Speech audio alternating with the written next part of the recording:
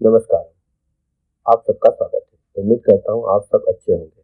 आज का हमारा वीडियो बहुत ही खास होने वाला है क्योंकि आज हम बहुत ही इम्पोर्टेंट चीज सीखेंगे।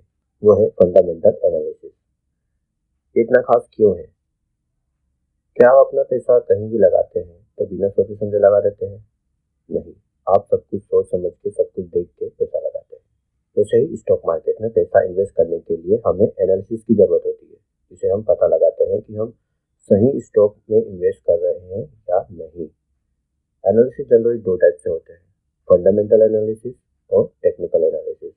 आज हम फंडामेंटल एनालिसिस सीखेंगे, जिसमें हम देखेंगे कंपनी के रेशियोज, मतलब कंपनी की डीप डिटेल्स, उसकी परफॉर्मेंस, उसके प्रॉफिट्स, लॉस और बहुत सी बातें हम इससे पता करते हैं।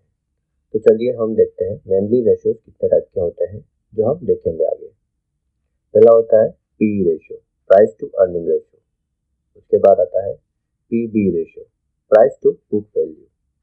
उसके बाद हम देखेंगे डेट टू इक्विटी रेशियो। उसके बाद इंटरेस्ट कवरेज रेशियो, फिर करंट रेशियो। उसके बाद हम देखेंगे प्रॉफिटेबिलिटी रेशियो। इन्हें हम एक एक करके समझते हैं।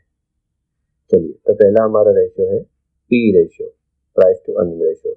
इसमें हम प्राइस की अर्निंग रेशियो देखते हैं कि कितना पैसा कमाने के लिए कितना पैसा देना होगा।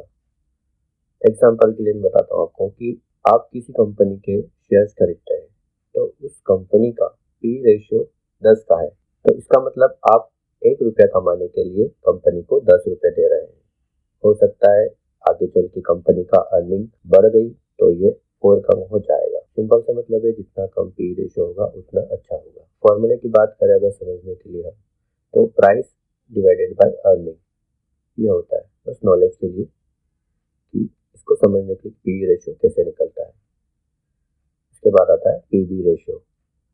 पीबी रेशियो भी पी रेशियो जैसा ही होता है, जितना कम होगा उतना अच्छा माना जाता है। इसमें कंपनी की बुक वैल्यू देखते हैं, मतलब कंपनी के पास क्या है, अगर कंपनी बेचना भी पड़ जाए तो आपको क्या मिलेगा। अगर इसके फॉर्मूले की बात करें कैसे निकलता है, तो share price divided by book value पर शेयर। इसमें और भी चीजें होती है जो कंपनी पे डिपेंड करता है। अगला आता है डेब्ट टू इक्विटी रेशियो। इसमें कंपनी का कर्ज कितना है, डेब्ट कितना है, ये दो तरह से होते हैं। या तो कंपनी लोन लेगी या कंपनी इक्विटी बेचती है, इसका मतलब अपनी हिस्सेदारी बेचती है। अगर ये रेशियो 2 का दिखाता है तो 2 गुना पैसा ले रखा है, 10 का दिखाता है तो 10 गुना पैसा ले लिया हुआ है। तो ये भी जितना कम होगा उतना अच्छा माना जाता है। वैसे 1 या उसके आसपास हो तो सही होता है। पर इसमें यह भी देखना होगा कि कंपनी ने जो लोन लिया है उसे चुकाने की कैपेसिटी कितनी है। अब आपको नेक्स्ट लेवल का नॉलेज देने वाला हूँ। ज्यादातर लोगों को ये पता ही नहीं होता है और वो पैसा इन्वेस्ट कर देते हैं। ये होता है इंटरेस्ट कवरेज रेशियो। इसमें देखा जाता है कि कंपनी की इंटरेस्ट चुकाने की क्षमता कितनी है। कंपनी ने लोन तो ले लिया लेकिन उसकी क्षमता है भी या नहीं। अगर है तो वो अच्छा परफॉर्म करेगी। इसमें हम देखते हैं कि earning before interest and tax, इसे कहते हैं EBIT, EBIT, earning before interest and tax. इसको डिवाइड करेंगे इंटरेस्ट पेमेंट जो करना है। जैसे अगर ईबिट 200 करोड़ का है और कंपनी को इंटरेस्ट पे करना है 20 करोड़, मतलब कंपनी के पास 10 गुना कैपेसिटी है पेमेंट करने की, तो वो ले सकता है और कंपनी अच्छा परफॉर्म कर सकती है। इस कंडीशन में डेब्ट टू इक्विटी रेशियो ज्यादा भी हो तो कोई फर्क नहीं पड़ता, क्योंकि कंपनी के पास कैपेसिटी है पेमेंट करने की। अब आता है करंट रेशियो। इसमें हम ये पता करते हैं कि कंपनी की असेट्स कितनी है, मतलब संपत्ति, और लायबिलिटीज कितनी है, मतलब उधारी। इसका सिंपल फॉर्मूला है current asset divided by current liabilities, मतलब जितनी उसकी संपत्ति है उसको डिवाइड करेंगे उसकी उधारी से जो उसकी लायबिलिटीज है। जैसे 200 करोड़ की असेट्स है और 100 करोड़ की लायबिलिटीज है, तो सिंपल सा रेशियो निकलेगा 2 का। मतलब अच्छा है, कंपनी के पास 200 करोड़ की असेट्स है लेकिन उधारी सिर्फ 100 करोड़ की है, तो मतलब वो चुकाने में समर्थ है। ये रेशियो जितना ज्यादा होगा उतना अच्छा होगा। इसके बाद आता है प्रॉफिटेबिलिटी रेशियो। इसमें आता है ROE, रिटर्न ऑन इक्विटी, फिर आता है ROCE, return on capital employed, और इसके बाद आता है NPM, नेट प्रॉफिट मार्जिन, और इसके बाद आता है CFM, कैश फ्लो मार्जिन। तो पहला समझते हैं ROE को, रिटर्न टू इक्विटी। इसमें हम देखते हैं कि कंपनी इक्विटी पर कितना रिटर्न प्रोड्यूस कर रही है। और ROCE, return on capital employed, इसमें इक्विटी के साथ जो कंपनी ने उधार लिया हुआ है, डेट लिया हुआ है, उसमें कंपनी क्या रिटर्न प्रोड्यूस कर रही है, ये दोनों जितना ज़्यादा हो उतना अच्छा है। इसके बाद हम देखेंगे NPM, नेट प्रॉफिट मार्जिन। ये होता है कंपनी का net profit divided by net cell या रिवेन्यू। कंपनी ने टोटल प्रॉफिट कितना किया उसमें से डिवाइड होगा सेल से जो रिवेन्यू ने जनरेट किया है। ज़्यादातर इसमें आपको बेवकूफ़ बनाया जाता है कि आपको ईयर ऑन ईयर प्रॉफिट ज़्यादा दिखा देते हैं, पर उसकी एक्चुअल रिवेन्यू से प्रॉफिट जनरेट नहीं होता है। एक एग्जांपल से समझाता हूँ कि किसी कंपनी ने अपनी कोई प्रॉपर्टी बेच दी, उससे प्रॉफिट हुआ तो भी नेट प्रॉफिट में काउंट होगा और प्रॉफिट आपको बढ़ के दिखाई देगा। तो आपको लगेगा कंपनी ने बहुत अच्छा परफॉर्म किया है, पिछले साल कम था, इस साल काफी अच्छा प्रॉफिट जनरेट किया है, मतलब कंपनी अच्छा परफॉर्म कर रही है, तो इसको बाय कर लो। पर ऐसा नहीं होता है, ये सिर्फ दिखाने के लिए हो जाता है। तो आपको इससे बचने के लिए क्या करना होगा, आपको इसमें देखना होगा CFM, कैश फ्लो मार्जिन। इसमें आपको कंपनी का ऑपरेशन से, सेल से जो प्रॉफिट मिला है वो पता चलेगा। Cash flow operation divide by net revenue, इसका फॉर्मूला रहेगा। तो इसमें आपको नेट प्रॉफिट कितना हुआ है सेल से वो पता चल जाएगा। आप लोग सोच रहे होंगे कि ये सब कैलकुलेशन करना पड़ेगा, तो नहीं, आपको कोई कैलकुलेशन नहीं करना है। ये सब फॉर्मूलाज मैंने आपको एक एग्जांपल के लिए बताया है, उसके रेशियोज कैसे निकलते हैं ये बताया है। ये सब आपको एक क्लिक में पता चल जाएगा, आपको कोई भी कैलकुलेशन नहीं करना है। अब नेक्स्ट आता है कंपनी की बैलेंस शीट चेक करना। अब आप सोचेंगे कि हमें तो नहीं आते बैलेंस शीट चेक करना, टेंशन मत लीजिए, मैं बताता हूँ। बहुत ही सिंपल है, आपको पूरी बैलेंस शीट नहीं चेक करना है, कुछ सिंपल स्टेप चेक करना है कंपनी के बारे में कि कंपनी की सेल साल दर साल बढ़ रही है या नहीं बढ़ रही है, कंपनी का जो प्रॉफिट है वो साल दर साल बढ़ रहा है या नहीं बढ़ रहा है, और कितना बढ़ रहा है। आपको देखना है कंपनी की टोटल असेट्स कितनी है, लाइबिलिटीज कितनी है। अगर असेट्स हर साल बढ़ रही है और लाइबिलिटीज हर साल कम हो रही है तो कंपनी अच्छा परफॉर्म कर रही है, तो आप उसे अपनी लिस्ट में रख सकते हैं। इन सब के अलावा आपको कंपनी का कैश फ्लो देखना है, मतलब कंपनी के पास कितना कैश है। बस बहुत सी सिंपल चीज़ें हैं और आप एक अच्छी कंपनी अपना पैसा इन्वेस्ट कर सकते हैं। बस यही बहुत सी सिंपल सी चीज़ें हैं मैंने आपको जो बताई है, और ये सब करने के बाद आपको एक अच्छी कंपनी आपको मिलेगी जिसमें आप पैसा इन्वेस्ट कर सकते हैं। इतना आपने कर लिया मतलब आपने लगभग सारा काम कर लिया और एक अच्छी कंपनी आपने सिलेक्ट कर ली समझो। इसके अलावा टेक्निकल एनालिसिस भी होता है जो मैं आपको अगले वीडियोस में डिटेल में समझाऊंगा। अगर आपने अभी तक सब्सक्राइब नहीं किया हमारे चैनल को तो आप सब्सक्राइब कर लीजिए और जुड़ जाइए हमारे साथ। तो हमें इतना तो पढ़ लिया है, पर प्रैक्टिकली कैसे करना है अभी तक क्लियर नहीं हुआ है।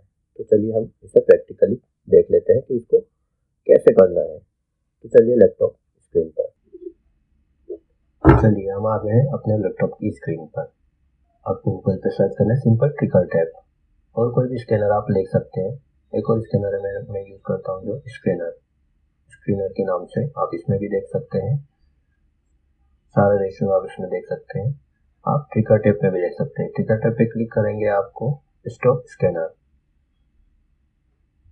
पे क्लिक करेंगे आपको, तो ये आपको ऐसा इंटरफेस दिखाई देगा। स्टार्ट स्क्रीनिंग इस पे क्लिक करेंगे। फिर आपको करना है अपना खुद का एक क्रिएट स्क्रीनिंग, कि आपको कि क्या क्या उसमें लगाना है, क्या क्या आपको देखना है, क्योंकि मार्केट में बहुत सारी चीज़ें हैं पर हम कुछ ही चीज़ें देखेंगे जो मेन है, क्योंकि हम ज़्यादा देखेंगे तो फिर गड़बड़ हो जाएगी। तो हम क्रिएट न्यू स्क्रीनर पे क्लिक करेंगे, तो आपको इस टाइप से दिखेगा कि आपको यहाँ पर बहुत सारी कंपनी के नाम दिखेंगे। अब देखेंगे कितना दिखा रहा है, 4935 रिजल्ट है इसमें, इतनी सारी कंपनी इसमें अभी शो कर रहा है। लेकिन हम इतने सारे नहीं देखेंगे, इसमें हम नॉर्मल देखेंगे निफ्टी 50 या फिर टॉप 100 कंपनी, मतलब देश की टॉप 50 कंपनीज या 100 कंपनीज। मैं आपको यही सजेशन दूंगा कि आप निफ्टी 50 में या निफ्टी 100 से बाहर न जाएं, क्योंकि देश की टॉप 100 कंपनीज में देखोगे तो ज़्यादा अच्छा रहेगा। सेक्टर आप डिसाइड कर सकते हैं, आप इसमें सिलेक्ट कर सकते हैं आपको किसमें देना, फाइनेंस सेक्टर में, इंडस्ट्रियल में, इंफॉर्मेशन टेक्नोलॉजी, IT सेक्टर में, रियल एस्टेट, बहुत सारे हैं। या फिर आप इसको ऐसे ही छोड़ सकते हैं ताकि आपको सारी कंपनीज में दिख जाए। क्लोज प्राइस की ज़रूरत नहीं है अभी। हम पी रेशियो उसमें हम आगे के जो ऐड करेंगे वो आप देखिए। हमने किसकी बात करी थी, पी वी रेशो सबसे पहले, वो तो है यहाँ पर पी वी रेशो। और सर्च करते जाएंगे और लगाते जाएंगे P V ratio, P V ratio. उसके बाद हमने देखा था,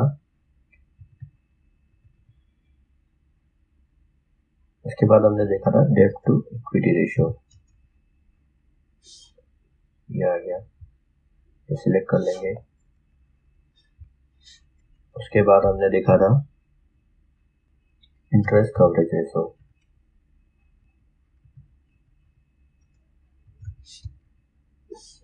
इंटरेस्ट कवरेज रेशो, ये हमने सिलेक्ट कर लिया।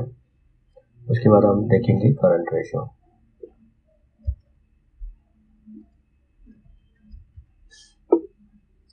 सिलेक्ट कर लेंगे। उसके बाद हम देख रहे थे प्रॉफिटेबिलिटी रेशियो में आरओई,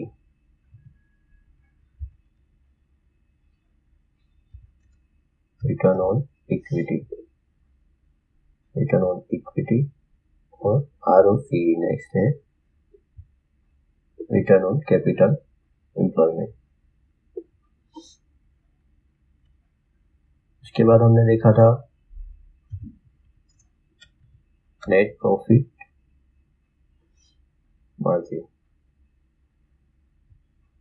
इसमें सब में दे रखा है आपको इसके बारे में कि ये क्या काम आता है, ठीक है। इसकी जो डिटेल्स है थोड़ी बहुत आपको यहाँ पे एक आइडिया हो सकता है, पढ़ के आप आइडिया ले सकते हैं कि किस चीज में आप क्या सिलेक्ट कर रहे हैं। नेक्स्ट आता है कैश फ्लो,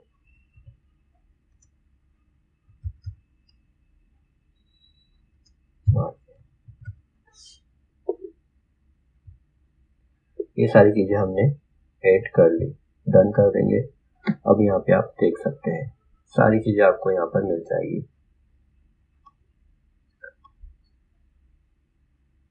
ये देखिए पीवी रेशियो, डेब्ट टू इक्विटी रेशियो, सारी चीजें आपको यहाँ पर मिल जाएगी।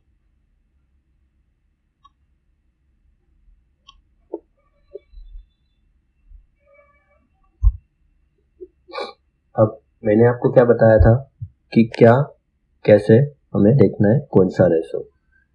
पी रेशो कम होगा, अपने को कम देखना है पी रेशो। पीबी रेशो भी सेम है, जितना कम होगा उतना अच्छा है। डेब्ट टू इक्विटी रेशो, ये भी कम रहेगा तो अच्छा रहेगा।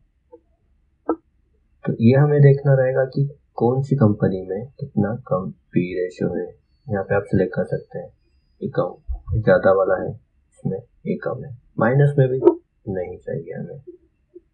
1 2 ठीक है, इक्वल्स टू 1 आसपास चलेगा, ठीक है।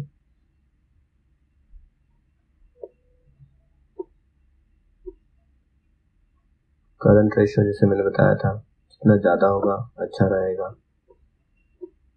रिटर्न टू इक्विटी भी आप देख लीजिए, आरओसी ये देख लीजिए, नेट प्रॉफिट मार्जिन क्या है ये पता चल जाएगा आपको। जैसे मैंने आपको बताया था कि साल दर साल जैसे कई कंपनियां अपना प्रॉफिट बढ़ा के दिखा देती है, लेकिन उनका एक्चुअल में नहीं होता है। जहां आप ये देखिए अडानी ग्रीन्स में आप देखेंगे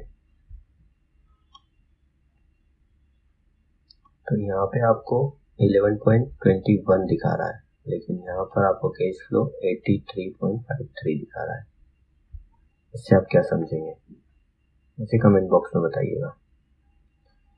ये चीज आपको देखा, जैसे इक्वल्स होना बहुत जरूरी, मतलब थोड़ा बहुत ऊपर नीचे चलता है, लेकिन बहुत ज्यादा डिफरेंस मतलब आपका कहीं ना कहीं